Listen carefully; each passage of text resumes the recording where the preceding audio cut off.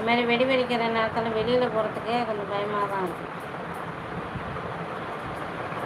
யார் வெடி வெடித்தாலும் பாதுகாப்பாக வெடிங்க.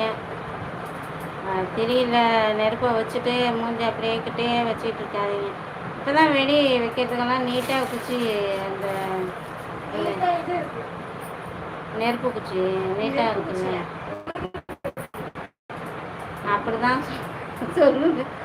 ஊதுவத்தி நீட்டாக இருக்குது, அதை வச்சு வெடிச்சிடுங்க.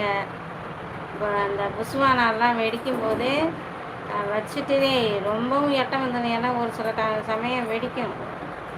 எங்கள் மாமா கையில் போன வருஷத்துக்கு முன்னாடி அப்படி தான் எங்கள் மாமா தாய் மாமனே வெடி வெடிச்சு. இப்போ இந்த புஸ்வானம் தான் வச்சிட்டு இருக்கும்போது பட்டுன்னு வெடித்து கையெல்லாம் ரொம்ப காயமாயிடுச்சு.